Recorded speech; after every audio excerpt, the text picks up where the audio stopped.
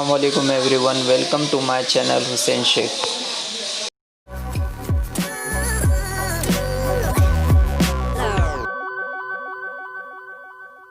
Student आइए आज हम सॉल्व करते हैं मशकी सेट 1.1 आपके टेक्स्ट बुक पेज नंबर 3 पर दिया गया है।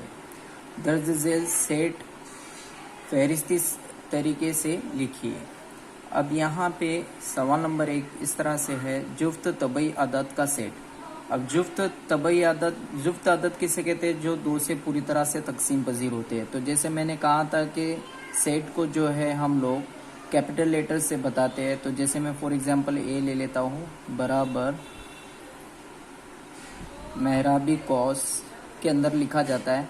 अब जुफ्त तबई अदद एक से शुरू होते हैं, लेकिन जुफ्त कहाँ गया है? तो एक नहीं रहेगा, दो रहेगा। फिर उसके बाद हमें कॉमा लगाना है, फिर 4, 6, 8 इस तरह से ये कंटिन्यू जारी रहेगा, क्योंकि तबई अदद है और तबई अदद का सेट जो है लामहदूद होता है।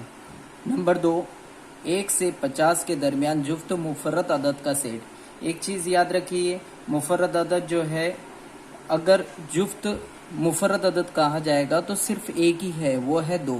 तो हम इसको सेट को बी दे देते हैं, कर्ली ब्रैकेट में लिखे और वो सिर्फ एक ही है, वो है 2। उसके बाद जुफ्त अदद मुफर्रद अदद कौन सा होता है? 3 होता है, 5 होता है, 7 होता है। मुफर्रद अदद उसे कहते हैं जो किसी और से तकसीम पजीर नहीं होता है। तो कम से जो जुफ्त मुफर्रद अदद होता है वो सिर्फ एक ही होता है, वो है 2। इसके बाद नंबर 3 देखते हैं, तमाम मनफी सही आदत का सेट। तो हम इसे सी ले लेते हैं, कर्ली ब्रैकेट में लिखेंगे। अब यहाँ पे तमाम मनफी या सही आदत, जैसे हमको पता है कि सही आदत जो है शुरू होते हैं राइट टू लेफ्ट की तरफ हमें जाना होता है। तो हम इसको ऐसा लिख सकते हैं कि ऐसे भी लिख सकते हैं, -1, -2, -3, -4 ये कंटिन्यू जारी रहेगी। ओके, क्योंकि ये मनफी सही आदत है। और सही आदत कहता तो हमें 0 और right side positive, left side negative लिखना होता है। अब नंबर 4 पे चलते हैं, मौसीकी के 7 सुरों का सेट। मौसीकी के 7 सुर आपने सुना होगा, सारे गा मा पा धा नी, ये इस तरह के 7 सुर होते हैं। तो हमें उससे लिखना है, तो हम डी से लिख देते हैं। For example D, curly bracket में लिखेंगे, सा रे गा मा पा ध और एक नी, इस तरह से 7 सुर होते हैं। आइए हम क्वेश्चन नंबर 2 की तरफ बढ़ते हैं। दर्ज झेल अलामतों में दिए हुए बयानात को अल्फाज में लिखिए। जैसे यहाँ पे 4/3 बिलोंग्स टू क्यू दिया है। क्यू क्या होता है? ये रैशनल नंबर होता है। जैसे मैंने आपको बताया था कि उसे जो है हम लोग नातिक अदद कहते हैं। तो यहाँ पे हम इस तरह से लिख सकते हैं,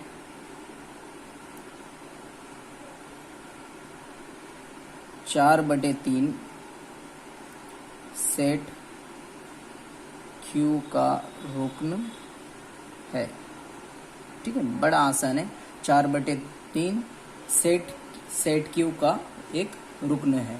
इसी तरह से नंबर 2 है, -2 does not belongs to n। तो यहाँ पे हमें किस तरह से लिखना होगा? -2 सेट n जो है तबई अदद से जाहिर करते हैं, n का रुकन नहीं है। ठीक है, क्योंकि यहाँ पे डज नॉट बिलोंग्स टू दिया है, इसलिए वो नहीं रहेगा। नंबर 3 पे चलते हैं। नंबर 3 में दिया है, एक सेट बना है, P कर्ली ब्रैकेट में दिया है। इस तरह है कि P एक ताक अदद है। तो इसे हमें जुमले में लिखना है, बड़ा आसान है। हम उसे ऐसा लिख सकते हैं, सेट P इस तरह है कि P ताक अदद है। आइए हम सवाल नंबर 3 की तरफ चलते हैं। कोई भी 2 सेट फहरिस्ती तरीके से और खुसूसियत वाले इबारती तरीके से लिखिए। तो नंबर 1 हम कोई भी चीज़ ले सकते हैं, बड़ी आसानी से हम इसे बना सकते हैं। जैसे फहरिस्ती तरीके से हम एक ले लेते हैं, A बराबर है मेहराबी कॉस। इसके अंदर हम लोग ले लेते हैं ताक अदद जो 2 से तकसीम पजीर नहीं होते हैं। जैसे 1 ले लेते हैं, 1,3,5,7। इस तरह से ये कंटिन्यू जारी रहेगा। उसके लिए हम डॉट यूज़ कर सकते हैं। अब ये तो हुआ फहरिस्ती तरीका, बड़े आसानी से लिख लिया। इबारती तरीका में इसकी हेल्प से कैसे लिखेंगे, जैसे ए से हमने यूज़ किया तो ए ही हमें लेना होगा, बराबर रहेगा मेहराबी कोस। इसमें बनाना होगा, जैसे कोई भी एक लेटर ले लेते हैं एक्स। इस तरह है कि एक्स ये ताक आदाद है। ठीक है, बड़ा आसान है। इसी तरह से नंबर 2 फहरिस्ती तरीके से अब हमने यहाँ पे ताक अदद ले लिए, यहाँ जुफ्त ले लेते हैं, बी ले लेते हैं। सेट इस तरह है कि अब जुफ्त अदद का हम इससे पहले ले चुके हैं, 2 से तकसीम पजीर 2, 4, 6, 8 कंटिन्यू जारी रहेगा। ये फहरिस्ती तरीका हुआ। अब इबारती तरीका किस तरह से लिखेंगे, इसी की हेल्प से बी ले लेते हैं। इसके लिए हम लोग वाई यूज़ करते हैं। फॉर एग्जांपल वाई इस तरह है कि वाई ये जुफ्त आदाद है। ठीक है। क्वेश्चन नंबर 4 दर्ज झेल सेट फहरिस्ती तरीके से लिखिए। जैसा कि फहरिस्ती तरीका किस तरह से तैयार किया जाता है ये हम सीख चुके हैं, तो मैंने ज़्यादा टाइम वेस्ट न करते हुए यहाँ पे ऑलरेडी आंसर्स मेंशन कर दिए हूँ। सिर्फ हम इसे समझ लेते हैं किस तरह से लिखा जाता है। नंबर 1 भारतीय शमसी साल के सब महीनों के सेट। तो भारतीय शमसी साल के महीने इस तरह से लिखे जाते हैं जैसे यहाँ पे मेंशन किया गया है। एन कोई भी हम कैपिटल लेटर से शो कर सकते हैं। कर्ली ब्रैकेट मेहराबी कॉस, चैत्र, वैशाख, जेठ, आषाढ़, श्रावण, भाद्रपद, अश्विन, कार्तिक, मार्गशीर्ष, पोष, माघ, फाल्गुन।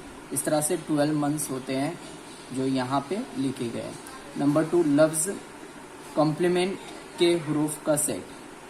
मैंने उसे एम से इंडिकेट किया हो। कर्ली ब्रैकेट हरूफे मेहराबी कॉस। उसके बाद हमें जो जितने इसके अरकान हैं, जितने रुकन हैं, अनासिर है, सबको हम लोग कॉमा दे देकर लिखेंगे। जैसे सी है तो सी लिखा, ओ, एम, पी, एल, ई।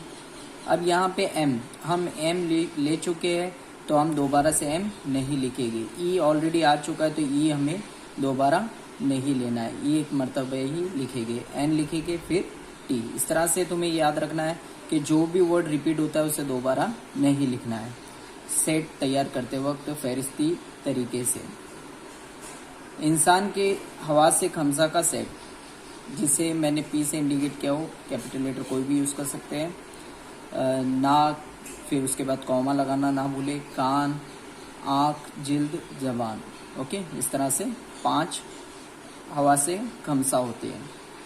1 से 20 के दरमियान मुफरत अदद का सेट। नंबर 4 1 से 20 के दरमियान मुफरत अदद का सेट। जैसे कि मैंने आपको बताया कि मुफरत अदद उसे कहते हैं जो किसी और से तकसीम पजीर नहीं होते हैं। तो जैसे मैंने उसे ए से इंडिकेट किया है, मेहराबी कॉस में लिखेंगे। 2 किसी और से तकसीम पजीर नहीं है, 3 है। 4 जो है 2 से तकसीम पजीर है, इसीलिए मैंने उसे नहीं लिखा। 5, 7, 11, 13, 17, 19। इस तरह से 1 से 20 के दरमियान मुफरत अदद का सेट आपके सामने है। नंबर 5 पे आते हैं ज़मीन के बर्रे आज़मों का सेट। अब ज़मीन के बर्रे आज़म आपको पता है कौन कौन से हैं, जैसे मैंने यहाँ पे लिख दिया बी से इंडिकेट किया। Asia, Africa, Europe, Australia, Antarctica, जनूबी अमेरिका, शुमाली अमेरिका। तो यहाँ पे 7 बर्रे आज़म हैं जो आपके सामने हैं।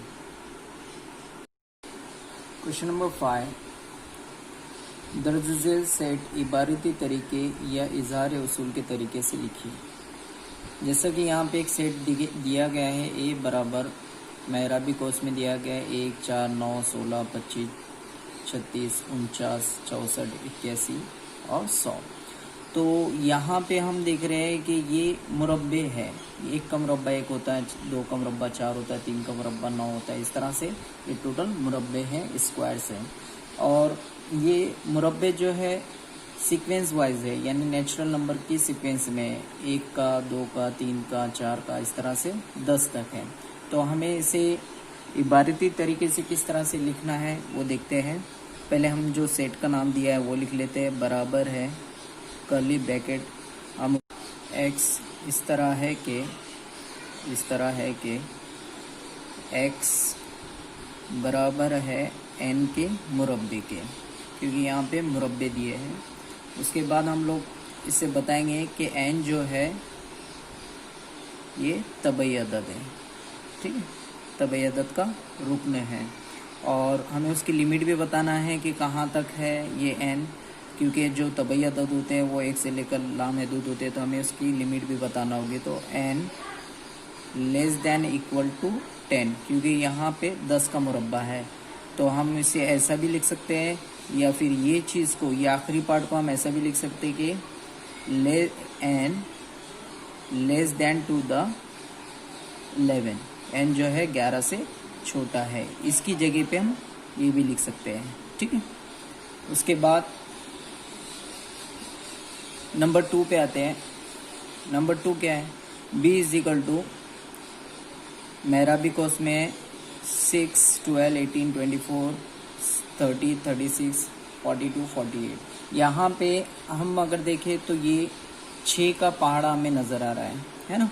तो यहाँ पे मल्टीपल्स है, देखो मल्टीपल्स यानी ज़रीब में है। जैसे एक को ज़रब देंगे 6 से तो 6 मिलेगा, 2 को देंगे 6 से तो 12 मिलेगा, 3 को देंगे तो 18 मिलेगा। इस तरह से हमें 1 से लेकर सीक्वेंस मिल रही है। तो हम देख सकते हैं कि 6 8 यानी 6 8 है 48, तो हमें 8 तक यहाँ पे पता चल रहा है, यानी उसकी लिमिट भी पता चल रही है। तो पहले हम लिखना शुरू करते हैं बी, ये कर्ली मेरा भी कोर्स में लिखेंगे हम इसे कर्ली ब्रैकेट में। मैं y ले लेता हूँ। इस तरह है कि y बराबर है 6, मल्टीपल देना है हमें, उसके ज़रीब में लिखना है n के, ठीक है। और n क्या है, हमने देखा कि 6 का 6, 6 दूनी 12, 6 3 18, यानी 6 को हम 1 से ज़रब दे रहे हैं, 6 को 2 से ज़रब दे रहे हैं, 6 को 3 से ज़रब दे रहे हैं, 1 2 3 4 5, ये तबई अदद है ना। तो बिलोंग्स टू, यानी जो n जो है तबई अदद का रुकन है। उसके बाद उसकी लिमिट बताना है। तो n is less than equal to अगर दे रहे हैं हम, तो यहाँ पे जो है 6 को कितने से ज़रब देंगे तो 48 बनेगा, 6 8 48 है ना, ये लिमिट हो गई उसकी। या फिर ये चीज़ को हम ऐसा भी लिख सकते हैं, जैसे मैंने ऊपर बताया यहाँ पे कि n जो है छोटा रहेगा 6 8 48। अगर हम यहाँ तक रोक रहे हैं तो 8 के बराबर यानी लेस देन इक्वल टू लेना है, या उससे छोटा बताना है तो 8 जो है किससे छोटा है, 9 से, तो यहाँ पे हमें 9 बताना हुआ, या हम ये भी लिख सकते हैं, ठीक है। अब नंबर 3 पे चलते हैं। नंबर 3 पे हमें सी दिया है सेट, जो उसमें कुछ अल्फ़ाबेट्स दिए हैं, तो उसको हम समझ लेते हैं। इजीली समझ में आ रहा है कि इससे इस्माइल, मिसाइल या इस तरह के माइस वाले वर्ड बन सकते हैं। तो कोई भी हम लोग इस्माइल ले लेते हैं, ये आसानी से सामने भी नज़र आ रहा है। तो हम इसे किस तरह से लिख सकते हैं वो यहाँ पे हमें दिखाना है। तो यहाँ पे मैं ले लेता हूँ x, इस तरह है कि y इस तरह है कि y ये लफ्ज़ स्माइल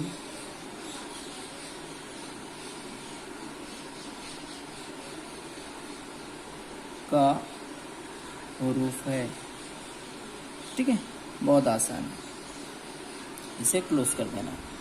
उसके बाद नंबर 4 पे आते हैं।